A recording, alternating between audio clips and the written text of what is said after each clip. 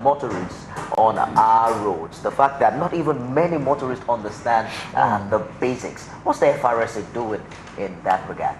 Well, I'll say one of our core mandates is to continuously educate the motoring public, and which is what we have always been doing, and will still continue doing, and not forgetting that most of the crashes we witness on the roads are basically caused by the human factor. 85% are caused by the human factor. So there is actually need for continuous public enlightenment and education on some of these road signs and things like that. Not forgetting that we also have basic tools that can help us. Something like the highway code is there to help drivers to always get in tune with some of these road signs and stuff like that. But you find out that the truth is, how many of us actually go through some of these books and stuff like that? And that's why FRSC, even as of today, when you need to go through the issuance of your driver's license,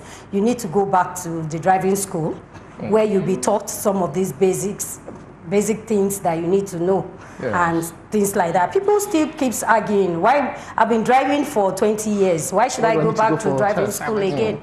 And the truth is, since you did not do the right thing initially by doing your, obtaining your driver's license, now we have said all the previous licenses have been put on hold.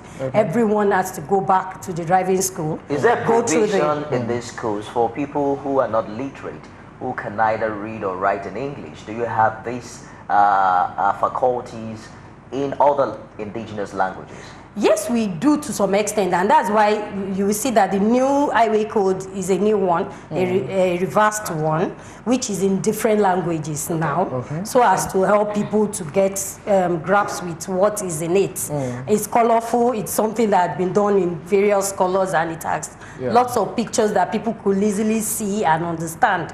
And why we had to go back again to do a reversed edition was just what you've just said. People need to, it needs to be done in the language that people will understand. So now you can have highway code in Yoruba, Igbo, Hausa, and stuff, and even Arabics. So, and I know that before long you see all these things in circulation.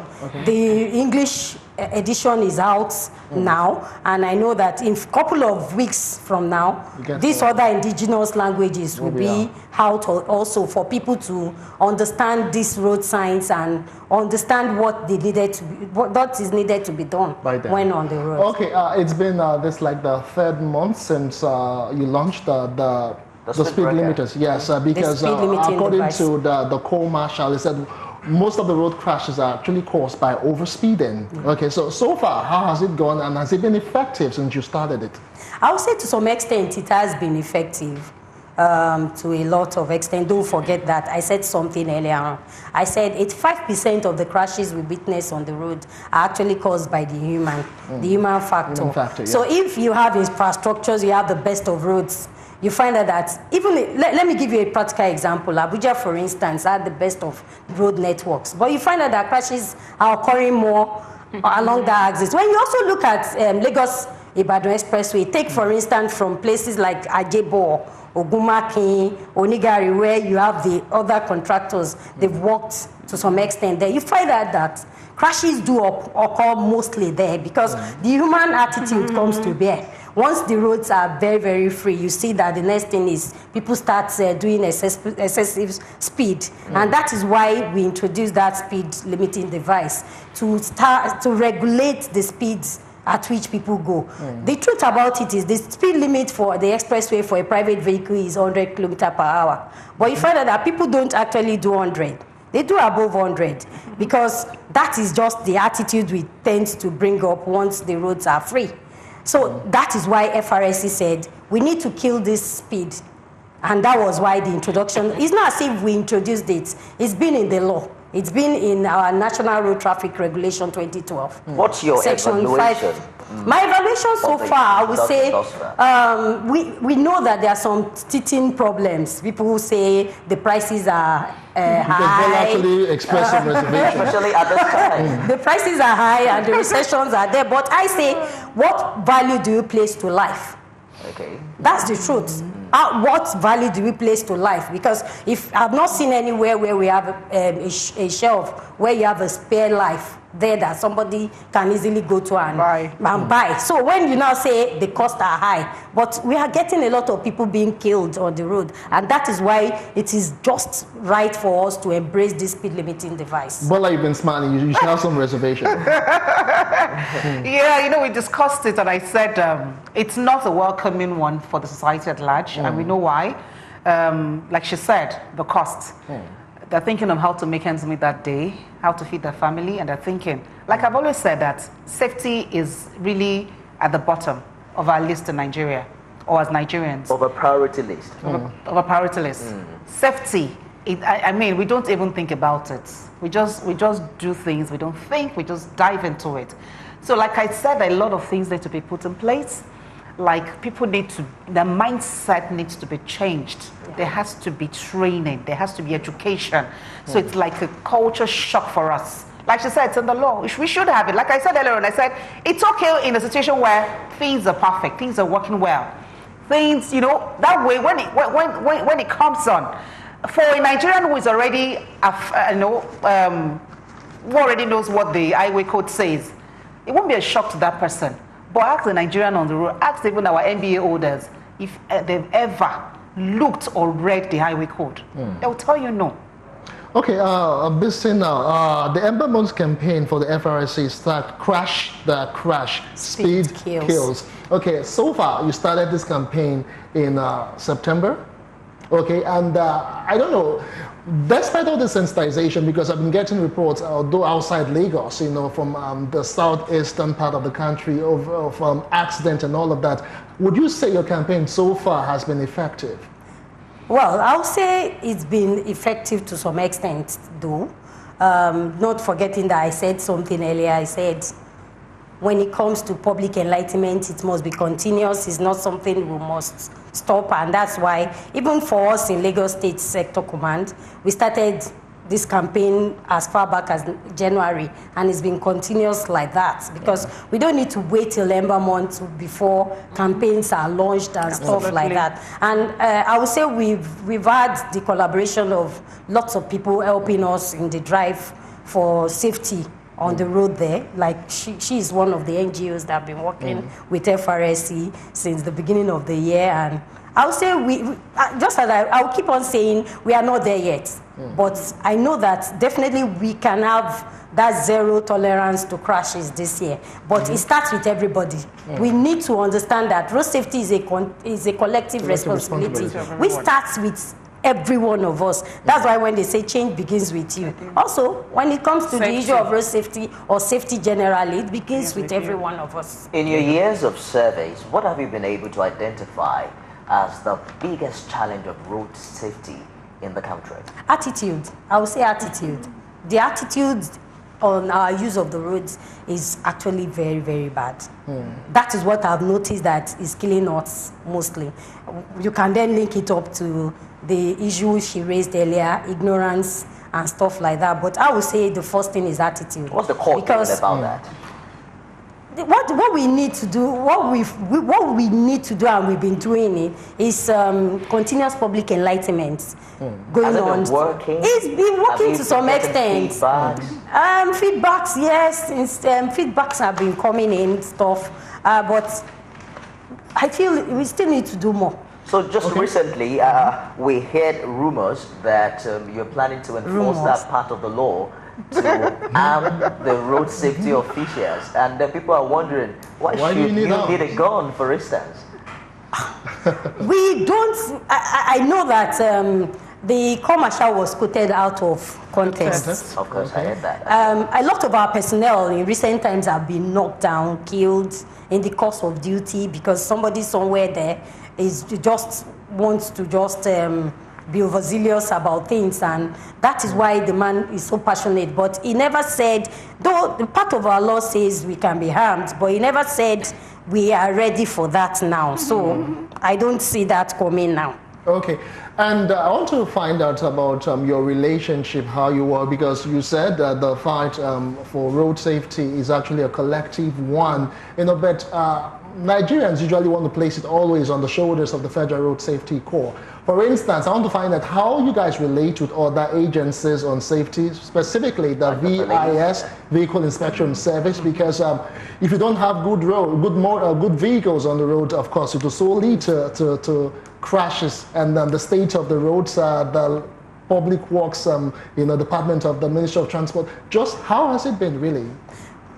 Well, I know that part of our core mandate this year was to improve stakeholders' collaboration and consultation, which we've actually been doing. And I know that Lagosians can attest to it, that in recent times they've seen joint patrols between FRSC, VIS, and even LASMA in recent time. And it's because we felt we need to do that collaboration, because just as you said, the roadworthiness of vehicles is determined by the VIS, and so that can solely not be done by FRSC, and that was why the Lagos State Sector Command had that joint patrol, so as to make it easy and seamless. So, and it's still continuous. It's something that has been done across the states. It's not only Ojodu as a place. It's been done as far as Ikeja, anywhere you have our formation, and it's just because we want to achieve total road safety in the states, and I think to a large extent it's been a success. Earlier you mentioned attitude. I'm wondering if you're also considering attitude on the part of the FRSA officials. We had a guest sometime on the show who had an accident and who claimed that it was an FRSA officer who threw a stone to a moving vehicle out of the zeal to stop that vehicle, and that led to an accident. What's been done to, you know, reorient the officers and ensure that they are at the top of their game, especially since there is a part of your law now that might be implemented soon, of putting guns in their hands? Well, when it comes to orientation for staff, every Wednesday, we have, first on Mondays, you have our normal parades early in the morning, where the commanding officer is expected to roll out policies, things the men need to do on the roads and stuff like that. And when it comes to every Wednesday across, when I'm saying across, I'm talking about FRSC, across the Federation. We have what we call the in-house training, where we come in and tell ourselves the gospel truths. And I know that what FRSC's law stipulates is that when you are discharging your duty, you must be firm, you must be fair, and you must be courteous. Those are the three things that, even as a young officer, I've been told, and it's been something that we've always been telling all our officers. So every Wednesday, that is when we tell ourselves, from the feedbacks we get, we tell ourselves some of these things that we've had, and tell them the need for them to make sure that these three things are being done anytime they are on the road.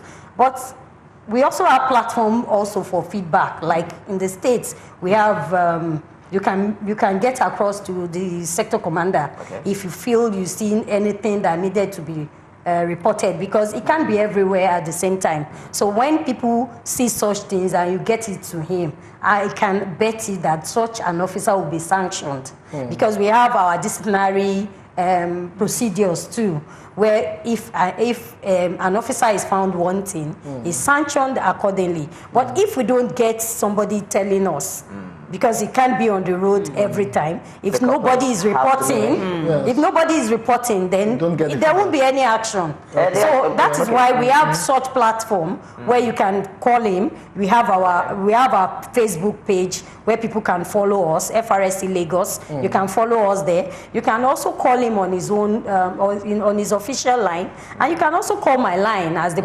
acting public education officer. Now, this period now, December, a lot of people want to make cool cash. We've discussed that with Bola before we got here. I don't know about your modus operandi. Let's talk about them now. For people who would actually want to stay alert and still try to take to drink and drunk driving, driving under the influence, and those also who would not really get enough sleep. What actions? How do you go about tackling that issue? Of drunk driving, and of course people who have not really gotten enough rest and have people they are supposed to take to other places. Well, presently as we speak, we have breathalyzers in the command that was donated by one of our stakeholders that is being used to test drunk drivers. We can't be everywhere, just as I said. So the device is given to any of the operators going out for them to pull over. They do random sampling of drivers. You could be pulled over, and the breathalyzer is used on such driver, and such are also taken to the parks too. Last week we had our state flag off at K2 Park. With the stakeholder that donated this breathalyzer to us. And at that park also, they also sampled the drivers to know their level. Because before now, what we've always been doing is, you see people say drunk driving is mostly amongst commercial drivers and stuff like that, that they take lots of things. We don't really have a figure to this. No, because we see people say people say they drink more. But you find out that even some of us are private owners. We do same. On Fridays, you see that some of us end up at the club, and early in the morning, Saturday, you see a lot of them driving drunk when they are coming back. So it is not. These are done. This device is used at such time to make sure that we get a sampling of some of these things. So it's still continuous. It's something that a department, in fact, the sector commander had to set up a department for that, an enforcement team that goes out on a daily basis to generate these things, so that at the end of the day, by the end of this year, we should be able to tell people that, from our gathering, this is the percentage of people who drive drunk amongst the commercial driver, private and truck drivers, so that at the end of the day, there's a data that helps us. And talking about stress, driving while stressed, I also know that also one of our stakeholders last week at New Garage Ojota also came, they had a medical outreach for drivers, and there they had lots of tests.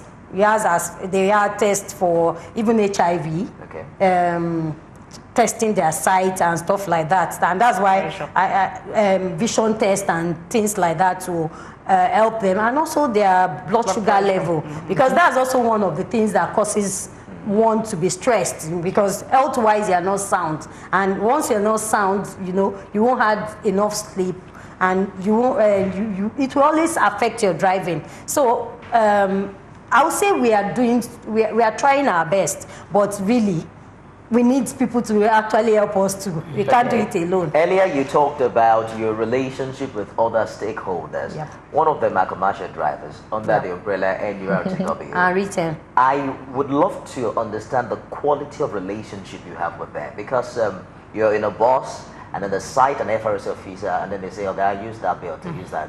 It's more like a relationship based on fear and awe. There's pretty not much customer care on your behalf. It's either both of you are angry at one another, enforcing law. Do you think you've gotten the best from them that way?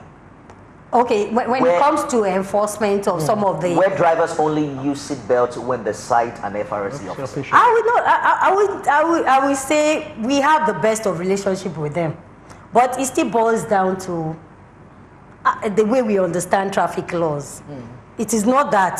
I always say using of seatbelts is like, when I'm coming, you see my inner white. I know I must use this because it's part of the things I need to put on.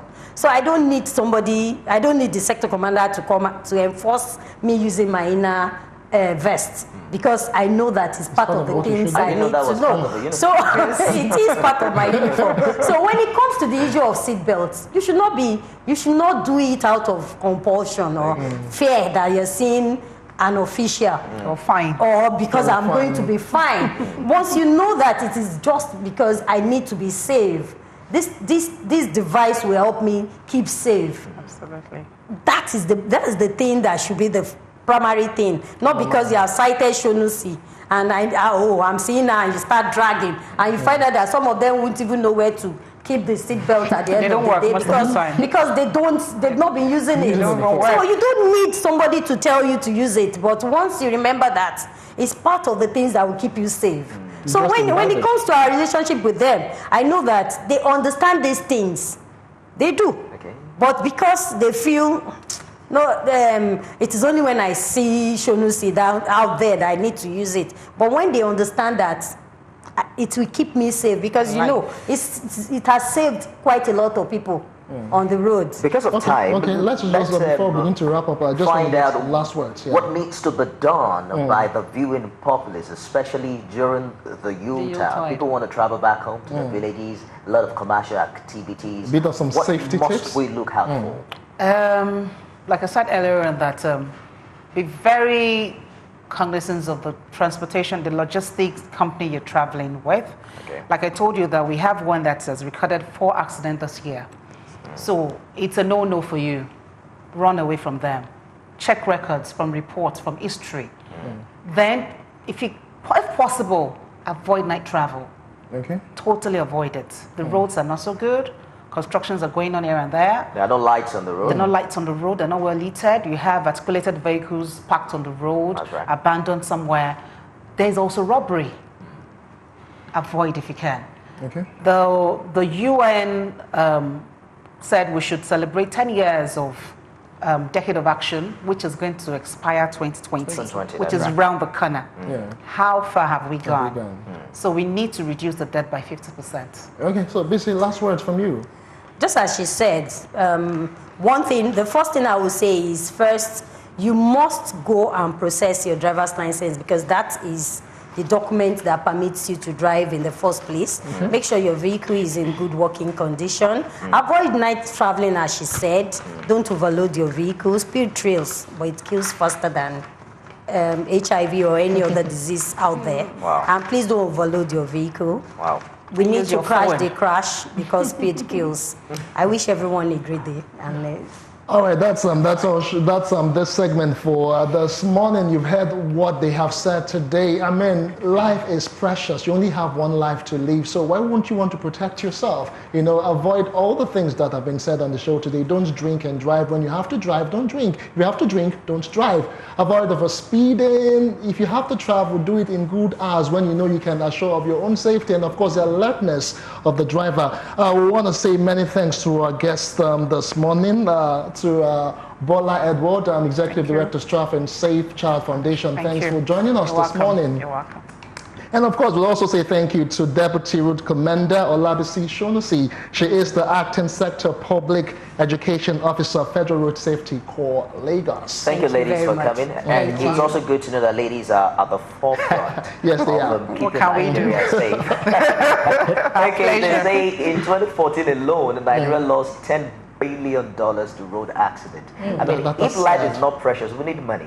So don't drink before you drive, at least to keep the economy booming. If only for that. We'll take a break now, and when we come back, we'll bring you updates from the sporting arena. Join us again.